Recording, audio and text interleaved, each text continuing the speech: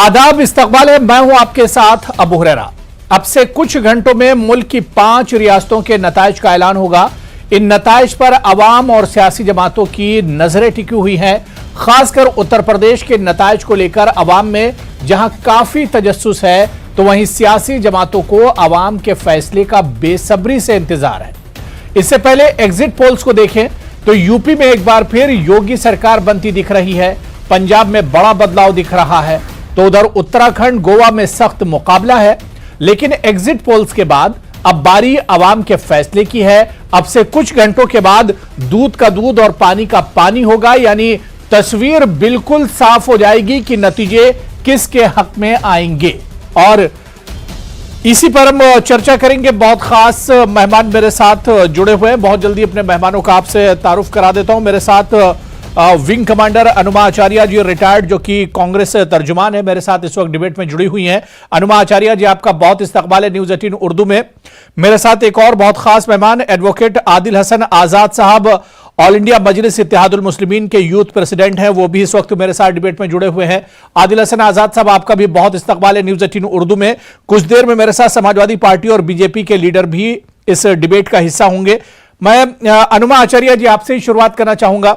Election के बीच में आपसे कई मुद्दों पर बात हुई, कई डिबेट में चर्चा हुई इस चुनाव को लेकर, लेकिन अब बारी नतीजों की है। कुछ घंटों के बाद तस्वीर बिल्कुल साफ हो जाएगी। लेकिन उससे पहले किस तरह से आप महसूस कर रही हैं? क्या आपको लग रहा है कि ये नतीजे क्या कांग्रेस के हक में होंगे, या कांग्रेस 2017 के मुकाबले में कितनी मजबूती और मजबूत होकर इन नतीजों में दिखाई देगी 2022 में?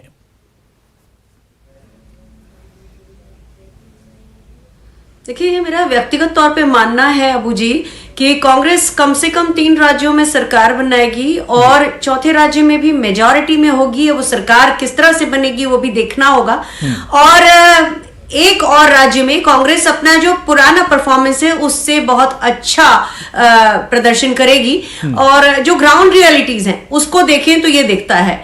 लेकिन जब से इस तरह की बातें हुई हैं कि बरेली में बैलेट बॉक्स मिला या बनारस में ईवीएम मिली, इस तरह की चीजें, और बहुत से दूसरे राज्यों से पुलिस बुलाई गई है और यहां बैठकर विपक्षी पार्टियों के लोग जागते रहो के नारे लगा रहे हैं, तो ऐसा लगता है कि जिसने अपने आप को चौकीदार बोला वो बड़ा नामाकूल सा निकला। उसने मतलब लोगों को चौकीदारी पर लगा दिया कि वो अपने अपने हितों की चौकीदारी करें। जमहूरियत में आज लोगों को इसलिए चौकीदारी करनी पड़ रही है कि उनके साथ बेईमानी ना हो जाए। तो ये मैं देख रही हूं जो हो रहा है, और मुझे ये पूरा भरोसा है कि जिस तरह से कांग्रेस को इस बार लोगों का प्यार मिला है, जैसा मैंने कहा, कम से कम 3 राज्यों में सरकार मिलेगी और बनेगी, और चौथे राज्य में सबसे ज्यादा सीटें कांग्रेस की होंगी, और 5वें राज्य में कांग्रेस जिसकी सरकार बनेगी उसके साथ आएगी। बिल्कुल, यानी आप मान रही कि 2017 के मुकाबले में कांग्रेस की कारकर्दगी इस बार बेहतर होगी 2022 में। हालांकि कुछ घंटों के बाद यह तस्वीर बिल्कुल साफ हो जाएगी, और क्या कांग्रेस अपने मुजाहरे को और बेहतर कर पाती है 2022 में, यह तस्वीर बिल्कुल पूरे तौर से साफ हो जाएगी। आदिल हसन आजाद जी, मैं आपके पास आना चाहूंगा। आदिल हसन जी, क्योंकि एमआईएम के पास कुछ खोने के लिए नहीं, और खासतौर से यूपी की अगर हम बात करें, एमआईएम ने बहुत मेहनत की है। खासतौर से एमआईएम चीफ असदुद्दीन ओवैसी साहब ने बहुत पसीना बहाया, बहुत सी इंतखाबी रैलियां उन्होंने की, लोगों से मुलाकात की, घर घर, और उन्होंने एक तरह से तशहीर की। क्या आपको लग रहा है कि नतीजे बेहतर होंगे 2017 के मुकाबले में? हालांकि 2017 में एमआईएम की कारकर्दगी इतनी अच्छी नहीं रही थी, लेकिन 2022 में आपको यह लग रहा है कि नतीजे बेहतर होने जा रहे हैं?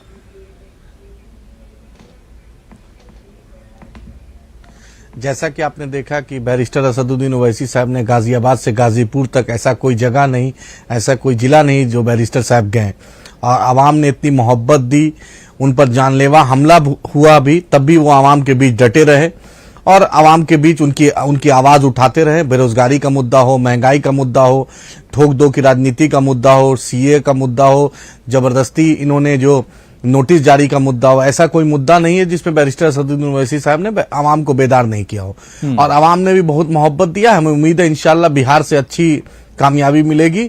हमने महाराष्ट्र भी जीता, हमने तेलंगाना भी जीता, हमने बिहार भी जीता और इंशाल्लाह इस बार उत्तर प्रदेश की बारी है और उत्तर प्रदेश में कामयाब होंगे। और उत्तर प्रदेश में नफरत हारेगी, उत्तर प्रदेश में गुरूर हारेगा, उत्तर प्रदेश में तकब्बुर हारेगा, उत्तर प्रदेश की आवाम जीतेगी और आवाम ने एक बेहतर फैसला लिया है और इंशाल्लाह ताला हम कामयाब जरूर होंगे, क्योंकि जो मेहनत करता है उसी को देता है। और ऐसे भी हम तो बाबा साहेब अम्बेडकर को मानने वाले हैं, काशीराम जी को मानने वाले। पहला चुनाव हम लोग ने जद्दोजहद किया था, आपने भी देखा बिहार में, फिर उसके बाद 2019 में हम लोग लोकसभा में बहुत कम वोट से हारे, उसके बाद अल्हम्दुलिल्लाह कामयाबी मिली। आवाम के बीच जाएंगे, आवाम का मसले उठाएंगे, आवाम के बीच हैं हमेशा खड़े हुए। ऐसा आप ही बतला दीजिए, हर मुद्दे पे, चाहे कश्मीर का मुद्दा हो, ट्रिपल तलाक हो, 370 हो, एनआरसी हो, सीए हो, महंगाई हो, ठोक दो अखलाक हो, अफराजुल हो, पहलू खान हो, तबरेज अंसारी हो, ऐसा कोई मुद्दा नहीं है जो बैरिस्टर असदुद्दीन ओवैसी साहब नहीं उठाते। उन पर जानलेवा हमला हुआ, आपने देखा भी कि किस तरीके से जानलेवा हमला हुआ, लेकिन तब भी वो मैदान के बीच में लोग डर जाते, लोग जबरदस्ती बोलते हैं। जब किसान 1.5 किलोमीटर दूर था तब भी बोल के चले गए कि बोल दो अपने सीएम को कि मैं हिफाजत वापस जा रहा हूं, जिस पर 564 करोड़ रुपया सरकार का टैक्स पेयर का खर्च हो रहा है। एमआईएम ने मेहनत की, असदुद्दीन ओवैसी साहब ने मेहनत की। एग्जिट पोल में कहीं आप नहीं दिख रहे हैं, कोई एग्जिट पोल नहीं दिखा रहा है कि एमआईएम की एक भी सीट आ रही हो। पूरी टीम ने मेहनत की है उनकी सरपरस्ती में। आपने बिहार में भी देखा कि बिहार में भी कोई एग्जिट पोल नहीं दिखा रहा था कि एमआईएम जीत रही है, लेकिन अल्लाह के फजल से 5 जगह हम लोग ने जीता। तो आवाम का फैसला सब कुछ होता है, एग्जिट पोल का फैसला कुछ नहीं होता है। जो आवाम ने जो फैसला लिया है वो एमआईएम के लिए लिया और मुझे यकीन है जिस तरीके से बैरिस्टर असदुद्दीन ओवैसी साहब ने मेहनत की और जिस तरीके से हम लोग इलेक्शन में थे, ऐसा कोई विधानसभा नहीं, ऐसा कोई ब्लॉक नहीं, ऐसा कोई पंचायत नहीं, ऐसा कोई वार्ड नहीं जहां पर मजलिस इत्तेहादुल मुस्लिमीन का झंडा लेके ना खड़ा रहा हो, ऐसा कोई बूथ नहीं रहेगा जहां पे एमआईएम का वोट नहीं मिलेगा। चलिए ठीक है, कोशिश नहीं बिल्कुल। अब देखिए कुछ घंटों में तस्वीर साफ होने वाली है और बिल्कुल साफ हो जाएगा कि आवाम का फैसला किसके हक में गया है। अनुमा आचार्य जी, एग्जिट पोल की हम बात करते हैं। जिस तरह से एग्जिट पोल के जो नतीजे हैं या एग्जिट पोल का जो अनुमान है, जो उसकी पेशन गोई है, वो ये बता रही कि कांग्रेस की कारकर्दगी 2017 की तरह ही इस बार भी मायूसकुन रहने वाली है।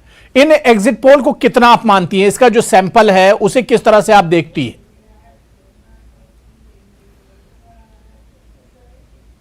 देखिए, जो रीसेंट हमने देखा पश्चिम बंगाल का, वो किस तरह से फेल हुआ, उसके पहले बिहार का भी फेल हुआ है और उसके भी थोड़ा पहले चले जाएं तो हरियाणा में जिस तरह से वो बता रहे थे कि बीजेपी जीतने वाली है, तो वो भी फेल हुआ है। तो एग्जिट पोल जो है, अब के एग्जिट पोल जो है, आज का मीडिया जो दिखा रहा है एग्जिट पोल, वो मुझे ऐसा लगता है, मेरा पर्सनल ऐसा मानना है कि ये एग्जिट पोल किसी को खुश करने के लिए है और आखिरी तक लोगों के अंदर ये भ्रांति बनाए रखने के लिए है कि यहां बीजेपी ही जीतने वाली है। ये इस तरह से एग्जिट पोल दिखाने का एक्चुअली कोई मतलब नहीं होता है, क्योंकि जब रिजल्ट आता है तो हमने देख ही लिया कि वेस्ट बंगाल में क्या हुआ और उसके बाद और क्या हुआ कि सारे लोग जो वहां पहुंचे थे वो छोड़ के वापस आए। मुझे प्रॉब्लम यहां नहीं है। देखिए, कांग्रेस ने हमेशा जो लोगों के मुद्दे हैं वो उठाए हैं, वो कभी रिलीजन पे या कास्ट बेस्ड पॉलिटिक्स पे कांग्रेस नहीं गई है। हमने बात की है, बेरोजगारी की बात की है, महंगाई की बात की है, महिला सुरक्षा की बात की है, तो हमारे मुद्दे ये रहे हैं। और सबसे बढ़िया बात ये हुई है कि इस बार जो पोलराइजेशन की बीजेपी कोशिश करती थी, एक तरह से मीडिया के ऊपर बहुत ज्यादा, मैं ये मानती हूँ, बहुत ज्यादा प्रेशराइज किया हुआ है, तो वो इस बार चलने वाला नहीं है। और एग्जिट पोल हमेशा की तरह मतलब ये जो पिछले 3-4 बार हमने देखे हैं तो वो गलत साबित होने वाले, मतलब ये जो पिछले 3-4 बार हमने देखे हैं तो वो गलत साबित होने वाले हैं। हम देखेंगे, कल और आज के बीच में बहुत फासला नहीं है अबू जी। नहीं, बिल्कुल जाहिर सी बात है कि अब से कुछ घंटे ही बचे हुए और इन कुछ घंटों के बाद तस्वीर बिल्कुल साफ हो जाएगी कि ऊंट किस करवट बैठने वाला है और अवाम का फैसला किसके हक में गया है। तो जाहिर सी बात है कि तमाम सियासी पार्टियों ने बहुत मेहनत की है और हर किसी का दावा जीत का है। तो जीत असल में किसकी होगी, ये कुछ घंटों के बाद तस्वीर साफ हो जाएगी। मेरे साथ एक और खास मेहमान दीपक पांडे जी, जो कि समाजवादी पार्टी के लीडर हैं, वो भी इस वक्त मेरे साथ डिबेट में जुड़ चुके हैं। दीपक पांडे जी, आपका भी बहुत इस्तकबाल है। मेरी आवाज आप तक पहुंच रही है दीपक पांडे जी?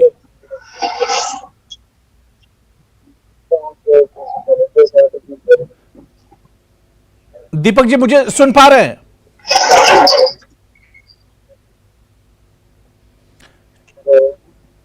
चलिए ठीक है, क्योंकि दीपक जहां तक मैं देख पा रहा हूं वो शायद गाड़ी पर हैं, सफर में हैं और इस वजह से उन्हें शायद मेरी आवाज नहीं पहुंच पा रही है। जैसे ही हम हालात बेहतर होंगे हम उन तक पहुंचेंगे और उनसे बातचीत करने की कोशिश करेंगे, क्योंकि समाजवादी पार्टी लगातार ईवीएम को लेकर सवाल उठाती रही और पिछले 2-3 दिनों से, और आज जिस तरह से अखिलेश यादव ने प्रेस कॉन्फ्रेंस की है और जो उनके कारकुन हैं उनसे अपील की है, तो इस पर भी हम बात करेंगे। मैं आदिल हसन आजाद जी आपके पास आना चाहूंगा। आदिल हसन आजाद जी, पूरे चुनाव में यह एक इल्जाम लगता रहा कि एमआईएम जितनी मजबूती से लड़ेगी उतना नुकसान जो सेकुलर पार्टियां हैं, समाजवादी पार्टी, बीएसपी, कांग्रेस, इन पार्टियों का नुकसान होगा अगर एमआईएम मजबूती से चुनाव लड़ती है। लेकिन एमआईएम ने अपनी तरफ से कोई कोर कसर नहीं छोड़ा। एमआईएम पूरी मेहनत से चुनाव उसने लड़ा यूपी का।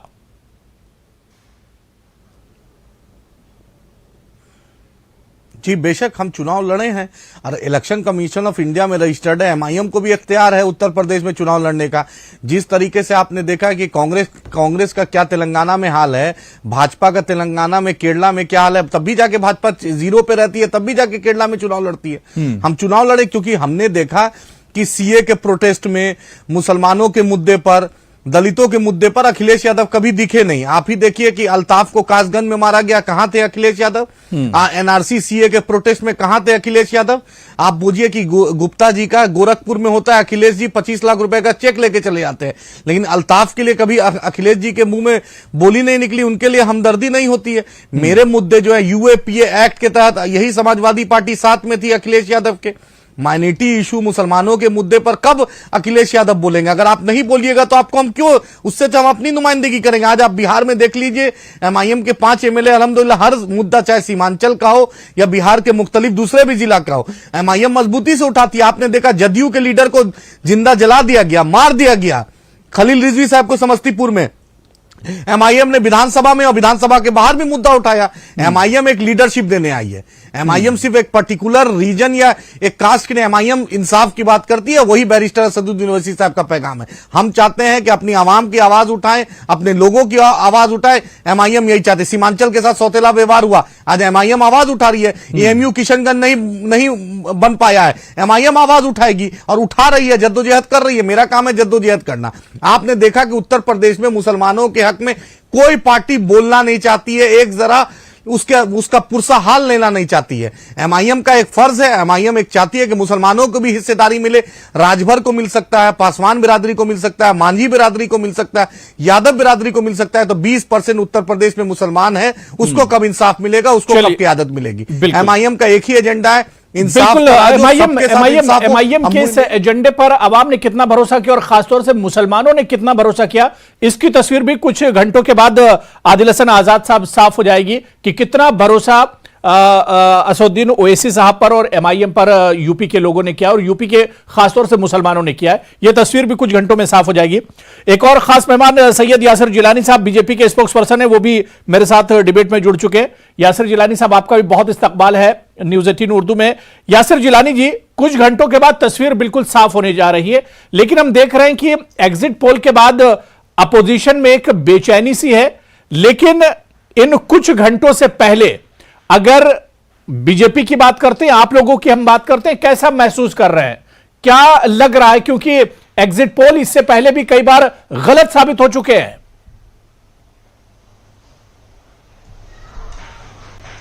अबू हुरैरा साहब, बिल्कुल आप ठीक कह रहे हैं। कई बार इस तरह की चीजें सामने आई हैं, एग्जिट पोल भी के आंकड़े सही नहीं आते हैं, लेकिन जो एरर ऑफ मार्जिन की बात होती है, तमाम जो एजेंसी करती हैं, जो सोशियोलॉजिस्ट इसमें लगते हैं, मैं उनकी मेहनत पे कोई सवाल नहीं उठाऊंगा। मैं तो अपनी बात कर रहा हूं। पहले फेज से मैं कह रहा हूं कि एक भारतीय जनता पार्टी के कार्यकर्ता होने के नाते, एक भारतीय जनता पार्टी के जो दुनिया की सबसे बड़े संगठन के रूप में भारत में उभर के सामने आए और एक जमाना लगा, बहुत मेहनत करने के बाद यहां तक पहुंची है। पहले फेज से जब भी आपने बात करी है, हमारी एनर्जी टॉप पे रही है, क्योंकि हम जब जनमानस के बीच जाते हैं, लोगों के बीच में जा रहे थे, तो हमें हमारी जो एनर्जी टॉप पे पहुंचाने का जो फीडबैक है वो जनमानस दे रहा था। जो हमारा विकास का दरिया है, जो विकास की हमने गंगा बहाई है, और जो वजीर आजम साहब एक बात बीच में उन्होंने कहा था ना, चुपचाप मुस्लिम महिलाओं ने वोट आके भारतीय जनता पार्टी को करा है। लोग समझदार हैं भारत के, और खास करके उत्तर प्रदेश हिंदी पट्टी का सबसे बड़ा सूबा है। वहां से जो सियासत निकलती है पूरे हिंदुस्तान के अंदर उसको माना जाता है, और अपनी चीजों को उत्तर प्रदेश एस्टैब्लिश करता है, अपने मुद्दों को एस्टैब्लिश करता है, अपना जो मैसेज होता है वो पूरे भारत को देता है। वही मैसेज पहले मरहले से लेके 7वें मरहले तक जब भी आपने बात करी वो दिख रहा था, और आज तमाम जगहों से जो रिपोर्ट आ रही है उस रिपोर्ट में क्लीन स्वीप की तरफ भारतीय जनता पार्टी बिल्कुल। लेकिन यासिर जिलानी जी, बीजेपी एक तरफ उन मुस्लिम महिलाओं की बात करती है जो बीजेपी के साथ जाती हैं और बीजेपी को वोट करती हैं, और अब बीजेपी, आपने खुद माना कि मुस्लिम वोट बीजेपी को मिलते हैं। 2017 में भी और 2019 में भी बीजेपी को मुस्लिम वोट मिले थे, लेकिन फिर योगी जी 80% और 20% की बात क्यों करते हैं? फिर योगी जी कब्रिस्तान और शमशान की बात क्यों करते हैं? फिर मंदिर मस्जिद की बातें क्यों होती हैं? फिर सबका साथ सबका विकास, इसी नारे पर चर्चा क्यों नहीं होती है? तरक्की और डेवलपमेंट पर बात क्यों नहीं होती चुनाव में? अबू हुरैरा साहब, अगर 80-20 को वही तुष्टीकरण की राजनीति करने वाले लोग अपने को विक्टिम कार्ड प्ले करने के लिए अपने ऊपर उस लबादे को ओढ़ लेंगे, तो उसकी आपके पास, ना मेरे पास, ना आपके पास कोई इलाज नहीं है। ये जो पार्टियां हैं जो तुष्टीकरण की प्रकाष्ठा मुसलमानों के बीच में ढूंढती रहती हैं और पिछले 30-35 साल से मुसलमानों के इर्द गिर्द अपनी राजनीति को इकट्ठा कर रखा है, वहीं से कभी वो सीमांचल में एमयू की बात करेंगे, कभी वो केरल की बात करेंगे, यूएपीए की बात करेंगे, और सीए एनआरसी पे झूठ का प्रोपेगेंडा नौजवान मुसलमानों के दिमाग में देंगे कि तुम्हें भारत छोड़ना होगा, तुम्हें यहां सताया जाता है, तुम्हारे हक से वंचित किया जाता है। तो ये झूठ की हांडी होती है, काट वाली हांडी, वो बार बार नहीं चला पाते। एक आध बार किसी राज्य में इन्हें फायदा मिलता है, और वो फायदा से वो इतने अपने आप को ऊपर लाके खड़े। ठीक है, आदिल हसन आजाद जिसका जवाब दे रहे हैं। मेरे साथ दीपक पांडे समाजवादी पार्टी के लीडर है, वो भी डिबेट में जुड़ चुके हैं। आदिल हसन आजाद साहब, आप जल्दी से अपना जवाब दीजिए, कुछ कहना चाह रहे हैं। मैं अनुमा आचार्य जी आपके पास भी आ रहा हूं जी। हुरैरा भाई पूछिए, हुरैरा भाई 8 साल से इनकी सरकार है, एएमयू को 1 रुपया नहीं मिला है। टीवी पे बड़ी बड़ी बातें कर रहे, एएमयू को, किशनगंज को 1 रुपया नहीं मिला है। 8 साल से इनकी सरकार है, एक रुपया उस एएमयू किशनगंज को नहीं मिला है जो सीमांचल में। ये क्या सबके साथ सबके विकास की बात करते हैं? सीमांचल की पट्टी फ्लड से बेहाल है, महानंदा बेसिन है, कोसी मेची रिवर का प्रोजेक्ट केंद्र सरकार के पास पड़ा हुआ है, इन्होंने 1 रुपया अभी तक नहीं दिया है। ये हमारी बदहाली पर सिर्फ टीवी पर सिर्फ ये जानते हैं बोलना। बतला दे कि एएमयू को क्या दिया है किशनगंज को। जनता क्या इंसाफ करेगी, ये बतला दे। इनकी सरकार उत्तर प्रदेश में मदरसा के टीचरों को 50,000 मदरसा टीचर को पैसा नहीं दिया है। अरे एएमयू किशनगंज पे बतला दीजिए ना यासिर साहब, लाइव मैं पूछ रहा हूँ। एएमयू किशनगंज पे कितना रुपया केंद्र सरकार, भाजपा ने सरकार ने दिया है? 8 साल से पड़ा हुआ है एएमयू किशनगंज सीमांचल में। 8 साल से आपकी सरकार दोनों जगह है, केंद्र में भी है और बिहार में भी आपकी सरकार है। 1 रुपया किशनगंज एएमयू को इन्होंने नहीं दिया है। 1 रुपया। देखिए, किसी वक्त इस इशू पर भी हम बात करेंगे बिल्कुल कि सरकार ने क्या किया, और खासतौर से अलीगढ़ मुस्लिम यूनिवर्सिटी एक बड़ा मुद्दा है, और किशनगंज में इसका जो सेंटर बन रहा है वो भी एक बड़ा इशू। इस पर भी हम बात करेंगे कि बीजेपी जब मुसलमानों की तरक्की और डेवलपमेंट की बात करती है तो उसमें ये भी तमाम चीजें आती हैं, और मुसलमान तालीम में भी बहुत पीछे। सचर कमेटी रिपोर्ट ये सारी चीजें बताने के लिए एक तरह से हमारे सामने मौजूद है। मैं दीपक पांडे जी, मेरी आवाज आ रही है आप तक? दीपक पांडे, मुझे सुन पा रहे हैं आप? चलिए ठीक है, शायद मेरे साथ। जी दीपक जी, आवाज आ रही है? हाँ जी, आ रही है। दीपक जी, अब से कुछ घंटों में तस्वीर साफ होने जा रही है, नतीजे आने वाले हैं। समाजवादी पार्टी जो दावे कर रही थी कि इस बार क्लीन स्वीप करने जा रहे हैं, लेकिन एग्जिट पोल ऐसा नहीं बता रहा है। नतीजे आने से पहले क्या आपको लगता है कि जो फैसला आवाम का होगा वो समाजवादी पार्टी और उसकी इत्तेहादी जो अलायंस पार्टियां उनके हक में होगा? जी बिल्कुल, देखिए ये जो भी फैसले आने वाले हैं हमारे गठबंधन के हक में आने वाले, क्योंकि आपने देखा होगा जो एग्जिट पोल है ये मॉडरेट है। इससे पहले जो भी एग्जिट पोल आए हैं वो हमेशा इनकरेक्ट आए हैं आपने, चाहे वो पश्चिम बंगाल का देख लो, चाहे हरियाणा का देख लो, चाहे बिहार देख लो, चाहे कहीं का भी उठा के देख लो, ये एग्जैक्ट नहीं होते हैं। जो भी दिखा रहे हैं इससे हम लोग कम से कम 70-80 सीटें ज्यादा लेकर आ रहे हैं। और कल हम लोग 12 बजे तक ही हम लोग फैसला आ जाएगा, जनता का जो फैसला है, हम लोगों की सरकार बन रही है। उत्तर प्रदेश एक बार तरक्की और खुशहाली की राह पे चलने के लिए तैयार हो रहा है। ये जो भी मॉडरेट एग्जिट पोल है, इन पे कोई जनता भी विश्वास कर रही है। आप जा रहे होंगे ग्राउंड पे तो लोग कोई भी एग्जिट पोल समाजवादी पार्टी को 140 सीटों से ज्यादा नहीं दिखा रहा है। पांडे जी, आप कितनी सीटें दे रहे हैं? आप लोगों का या पार्टी का जो जराए हैं, जो सोर्सेज है, वो क्या कह रहे हैं? कितनी सीटें आ रही हैं समाजवादी पार्टी के? क्योंकि कुछ घंटों में तस्वीर साफ हो जाएगी।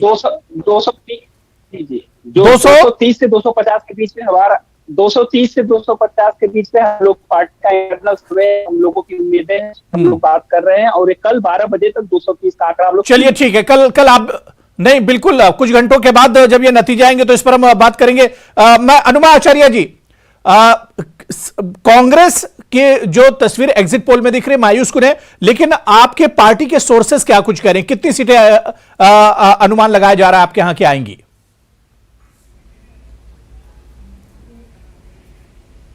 देखिए, आप उत्तर प्रदेश की बात कर रहे हैं तो हम पिछली बार से हमारी कम से कम डबल तो आ ही जाएंगी, और बाकी तीनों राज्यों का मैं आपको बता चुकी हूं। लेकिन मैं एक बात कहना चाहती हूं। एक तो आपने 80-20 की बात की ही, पाकिस्तान, हिंदुस्तान, कब्रिस्तान, शमशान, ये सारी चीजें जो हैं, और फिर गर्मी निकाल दूंगा, चर्बी उतार दूंगा, ये सारी बातें ना जमहूरियत में लोग जो है उसे नकार देते हैं। इसको बहुत ज्यादा जगह नहीं मिलती है। और बीजेपी के नेता खदेड़े गए हैं, भगाए गए हैं, उनको लोगों ने निकाल दिया है अपने गांवों से। तो अगर ऐसे में बीजेपी जीतेगी तो लोकतंत्र से भरोसा उठ जाएगा, और हमें मानना पड़ेगा कि इस देश में तानाशाही अपनी पराकाष्ठा पर है। लेकिन मुझे पूरा यकीन है कि जो इनकी ये धर्म वाली काट की हड्डी है, पंजाब में खदेड़ रही है, जमहूरियत जला के खाक करने वाली है। ये बहुत साफ बात है। नहीं, अब यासिर जिलानी जी कह रहे थे कांग्रेस जो बातें कर रहे हैं ना, इसका सारा सच कल तक साबित आ जाएगा। नहीं, बिल्कुल जाहिर सी बात है यासिर जिलानी जी, हम कुछ घंटे और इंतजार कर लेते हैं, कुछ घंटे और इंतजार कर लेते हैं, कुछ घंटों में तस्वीर बिल्कुल साफ हो जाएगी। यासिर जिलानी जी, कुछ घंटों में तस्वीर साफ हो जाएगी। लेकिन समाजवादी पार्टी के सोर्सेस कह रहे हैं 230 से 250। यासिर जिलानी जी, यूपी में बीजेपी की कितनी सीटें आ रही हैं एग्जिट पोल से हटकर? अगर पार्टी के सोर्सेस, क्योंकि शुरू से योगी जी मिशन 300+ का दावा करते रहे, क्या 300 से ज्यादा सीटें आएंगी बीजेपी की? देखिए अबू हुरैरा साहब, हम लोग तो वो संगठन है जो हर परिस्थिति में, हर सिचुएशन में सबके साथ खड़ा है। हम बंगाल के हारने के बाद भी अपने आप को, अपने संगठन को उसी मजबूती के साथ खड़े रहे, और उत्तर प्रदेश में चुनाव जबरदस्त लड़े और 5 राज्यों में लड़े हैं। पंजाब में भी इवन हमारी सीटें आ रही हैं। लेकिन एग्जिट पोल में योगी जी दावा कर रहे थे, अमित शाह जी दावा कर रहे थे कि 300+, वो तो आता हुआ नहीं दिख रहा है।